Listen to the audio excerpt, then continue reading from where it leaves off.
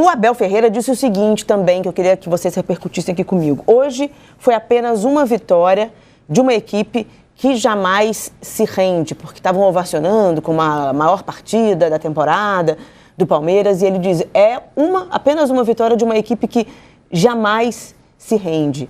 É muito mérito desse treinador, mas o que me chama a atenção no Palmeiras é que não há um jogador que se destaque por uma liderança. Não estou dizendo que não tem líderes, eu estou dizendo que não há um jogador que se destaque. Geralmente, numa constelação, você tem um grande ídolo, aquele que chama mais atenção.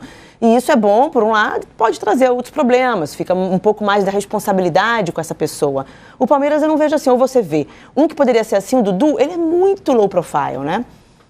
Eu acho que o Dudu é uma liderança técnica. Uhum. E todo jogo ele é muito constante. Então, acho que não é liderança dessa, como você falou, de falar, de gritar, etc., mas é uma liderança técnica e não chega a ser silenciosa porque o futebol dele grita. Então, acho que acaba envolvendo as pessoas também, os jogadores também, com essa liderança. E acho que em suas funções, cada função ali, cada posição tem uma liderança. O Gustavo Gomes é uma liderança, na defesa como um todo, não só na zaga. E aí não necessariamente é no vestiário, né, nos bastidores. Então, acho que, assim, não tem uma pessoa que a cara desse Palmeiras, para mim, é o Abel. É o Abel. O Palmeiras do Abel, não é o Palmeiras do Dudu, do Gustavo Gomes. É a grande liderança. Talvez a postura do Abel até acabe, não vou falar inibindo, né, mas ela centraliza, a questão de liderança centraliza muito nele. Sim. Muito nele. Mesmo assim, ele gosta. Ele gosta, até porque ele faz disso um escudo para o próprio time, né? E talvez isso até deixe o time mais à vontade para jogar sem a necessidade de ter lideranças tão gritantes assim no campo. Mas eu acho que uma referência é o Gustavo Gomes. Eu vou na linha do Marquinhos. Eu acho que você tem referências técnicas, mas a grande liderança do Palmeiras é o jogo coletivo, onde todos se entendem. Você não precisa de ninguém berrando. Lógico que há momentos que você precisa de uma imposição, de alguém que dê uma chacoalhada. Acho que o Gustavo Gomes faz isso em alguns momentos. Mas a principal é o Abel, né? O Abel deveria até se controlar mais para não ficar tantas vezes de fora do jogo, né? Não receber tantos cartões, não ser tantas vezes expulso, porque a presença do Abel na lateral do campo, ela é importante para o time.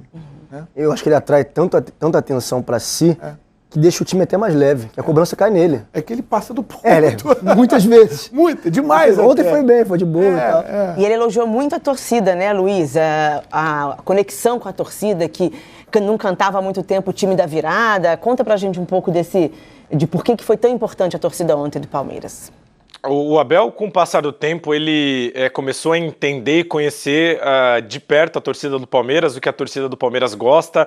Nos discursos dele, ele afaga bastante a torcida, dentro dos méritos que a torcida também tem, principalmente na questão do apoio. Ontem a gente viu isso muito claro na partida, principalmente no 2-0, mas não é algo que seja raro. A torcida do Palmeiras tem por costume apoiar muito o time, principalmente em momentos ruins. É que é difícil a gente falar em momento ruim nessa gestão Abel Ferreira, que está entrando já para o seu terceiro ano, com muitas conquistas e muitos resultados impactantes.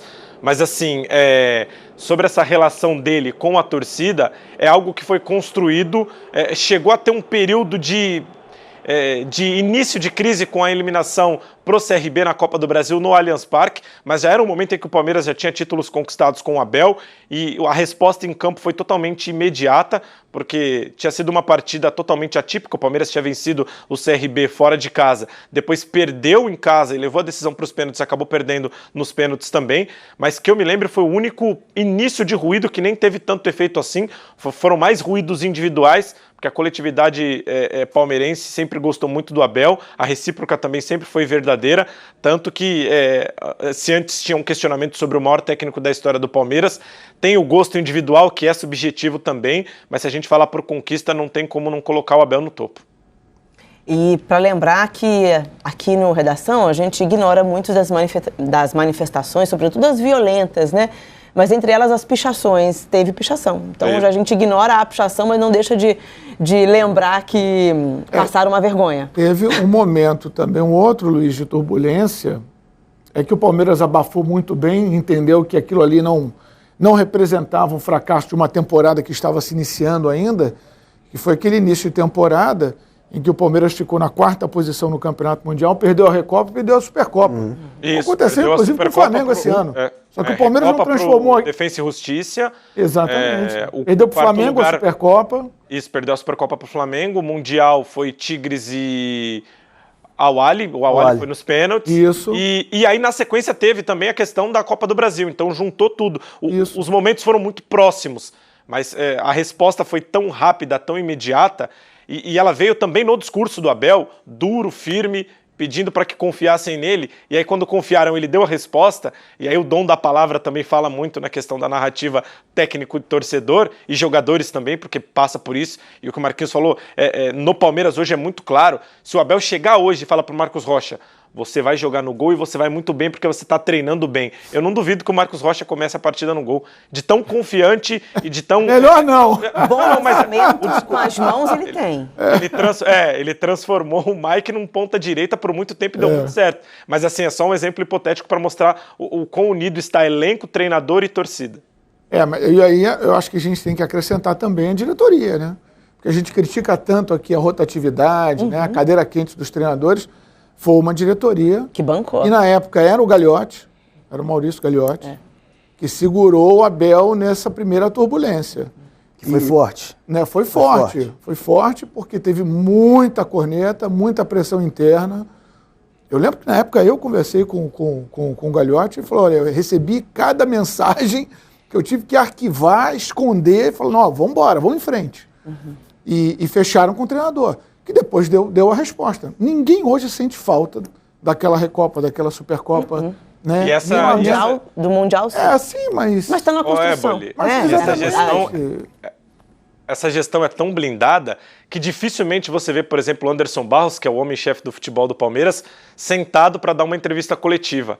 A Leila ela aparece em reuniões da Libra, né, em reuniões para definir a questão de transmissão, direitos de futebol, criação de liga, mas dificilmente a gente fala do extracampo ou de dirigentes do Palmeiras, porque tá tudo tão conectado e tudo tão ajeitado, e o próprio Abel brinca em coletiva, né, ele fala que dentro do ambiente do Palmeiras, do clube, é tão blindado que por ele viveria lá dentro que não teria problema nenhum. O problema é quando ele sai do ambiente do futebol.